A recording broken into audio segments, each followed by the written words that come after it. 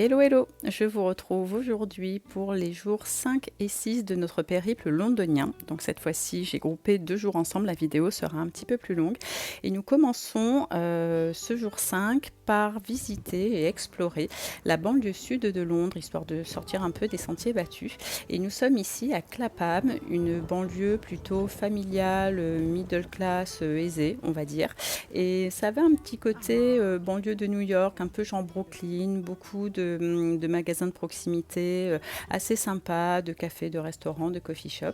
Et comme on le voit ici, il y a vraiment de grands espaces verts qui permettent une vie familiale, vraiment paisible et agréable, loin du tumulte de Londres.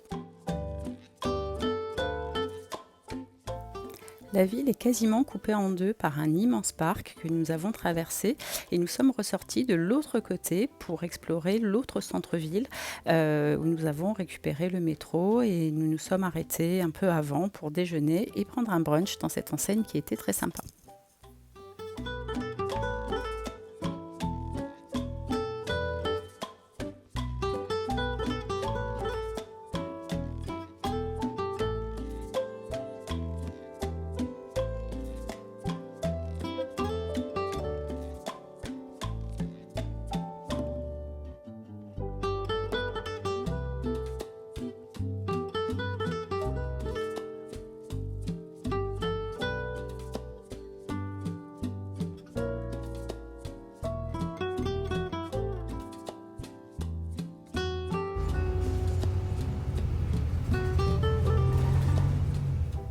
Nous avons ensuite pris le bus pour aller dans un quartier, vous allez le voir, très différent.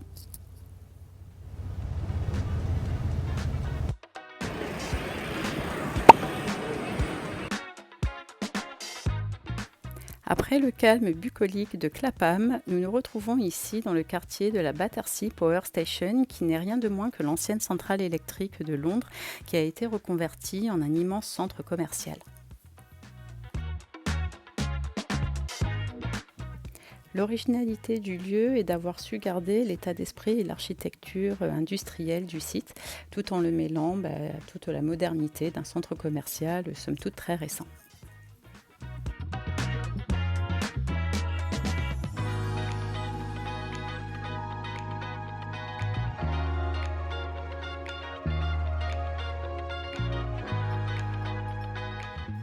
Vu le mauvais temps annoncé pour l'après-midi, nous avons pris une petite pause chez Starbucks pour nous réchauffer avant d'aller explorer le reste de la galerie pour l'après-midi. Alors nous, on n'a fait que les boutiques, mais il faut savoir que le complexe abrite évidemment des restaurants, un cinéma, mais il y a aussi une cheminée où on peut monter au sommet pour avoir une vue à 360 sur Londres, ce qui peut être très sympa aussi.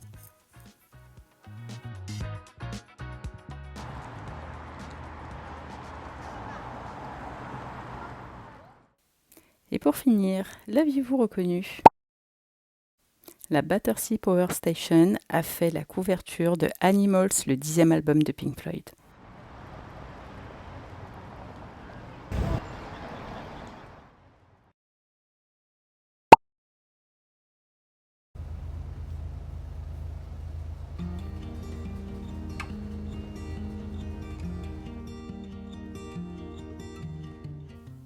Nous partons ce matin pour le quartier de Chelsea en bus. Je ne sais pas vous, mais moi j'adore faire les trajets en bus à Londres. Je trouve que c'est une attraction à part entière. Ça permet de se reposer, de voir défiler le paysage, j'adore.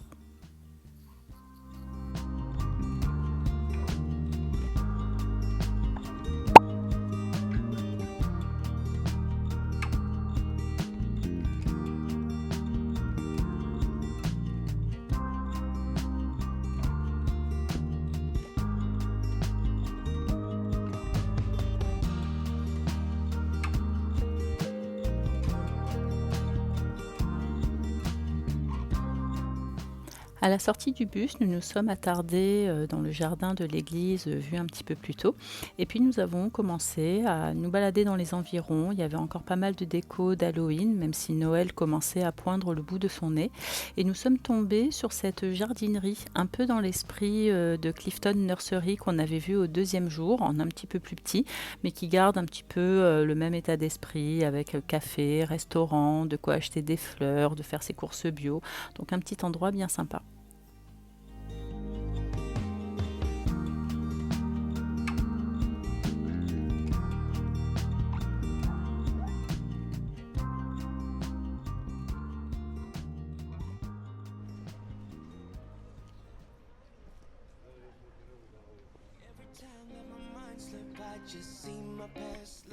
En commençant à arpenter King's Road, nous sommes tombés sur l'un des salons de Peggy Portion. Moi, je connaissais l'autre, celui de Charlotte Street. Je ne connaissais pas celui-là.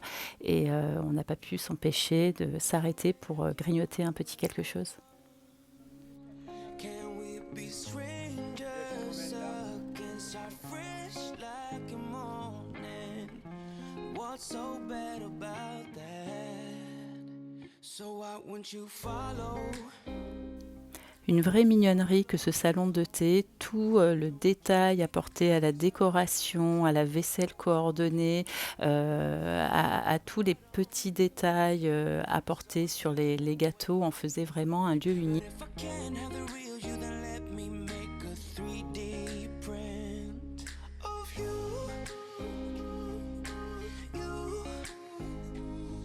of you, of you, of you, of you,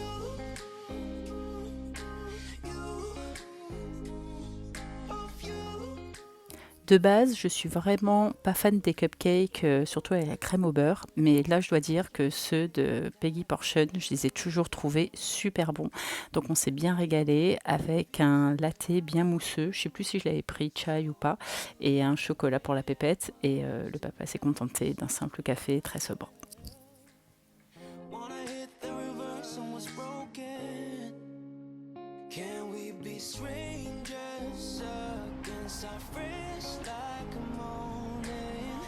But what's so bad about that? So why won't you follow? Forcément, qui dit Londres une semaine à l'automne dit pluie. Mais pour autant, ça m'a pas dérangé. Moi, j'aime bien ce temps d'automne, un petit peu humide avec voilà, toutes les feuilles au sol. J'adore cette ambiance. Et voilà, nous sommes remontés vers un quartier un petit peu en marge de King's Road, où il y avait voilà, une zone pavillonnaire avec des maisons assez sympas et un petit quartier que nous ne connaissions pas autour de la place Chelsea Green, avec quelques commerces et quelques épiceries comme je les aime.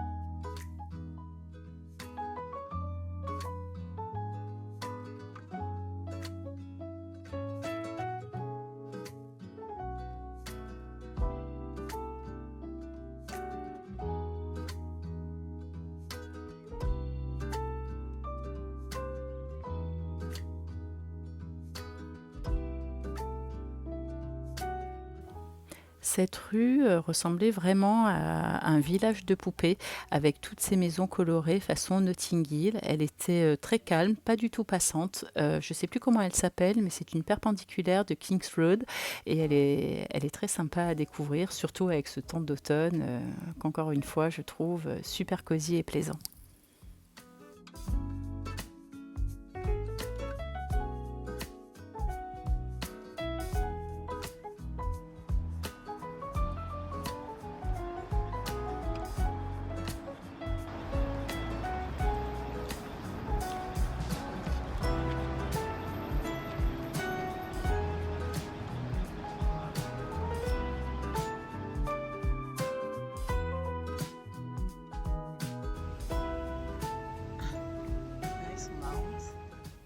Nous sommes tombés sur cette étale de citrouilles qui était en fait un concours parce qu'elles étaient numérotées. Donc je pense que quelque part à un moment donné il y a eu une gagnante.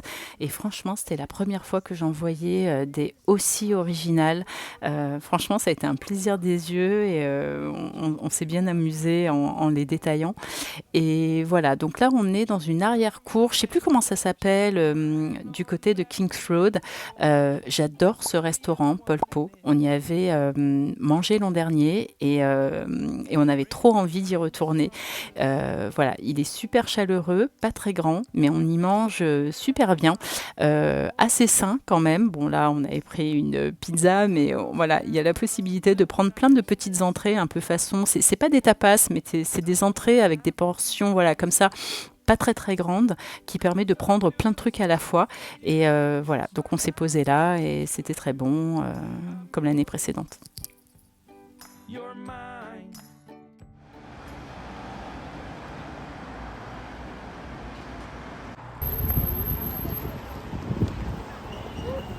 Qu'est-ce que c'est que ça? Mais on n'avait jamais vu. Bon, bah alors là, pareil, hein, je connaissais pas. Donc voilà, la vitrine d'Otolenghi. Promis, la prochaine fois, j'y vais et je mange un truc là-dedans parce que vraiment, ça a l'air d'être une tuerie à chaque fois. Et donc, comme je disais, on a découvert cette rue piétonne donc perpendiculaire à Kings Road et parallèle à Sloane Square que je ne connaissais pas. C'est ce que j'adore à Londres et dans les grandes capitales en général. On finit toujours par tomber sur des trucs qu'on connaît pas. Je sais pas comment on a fait pour passer à côté. Et pareil, c'était super sympa, très animé, plein de cafés, de restaurants de proximité, de fromage, de Dieu sait quoi encore. Voilà, donc là, on avait réservé pour aller au musée d'histoire naturelle juste après, donc on était un peu pressés, donc on n'a pas pu s'attarder, mais je compte bien y revenir la prochaine fois. Enfin, j'espère que je pourrai y revenir parce que c'était très sympa et on n'en a pas profité autant que j'aurais voulu. Donc voilà, et maintenant, direction South Kensington pour aller au musée d'histoire naturelle et nous finirons la journée là-bas.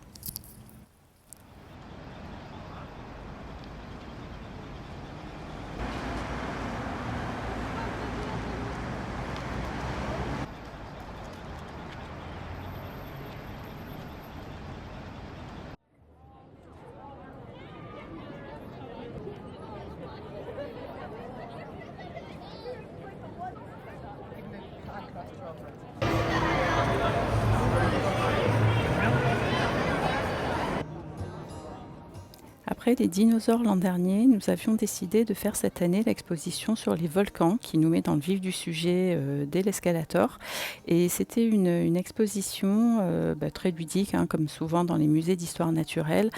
Ça permet voilà, de se rendre compte par des maquettes et même des expériences, puisqu'il y avait voilà, cette expérience de tremblement de terre dans un supermarché de Kobe au Japon qui permettait de se rendre compte ce que ça fait d'avoir tout qui tangue autour de soi avec le sol qui se dérobe sous nos pieds, avec de vraies images de tremblements de terre qui étaient passées en même temps sur un petit écran de télé. Donc c'était très intéressant.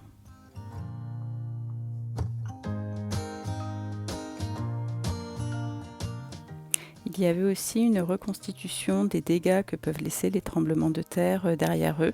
Et puis nous avons vu aussi les différents niveaux de l'échelle de Richter avec la puissance des différents tremblements de terre. Donc super chouette pour les enfants. Et puis voilà, nous avons terminé notre journée ici avec un petit goûter dans le coffee shop du musée. Et c'est ainsi que je termine ce vlog. Et donc je vous dis à très bientôt pour le dernier jour de notre périple, le J7, qui s'est déroulé majoritairement à Notting Hill. Bye bye!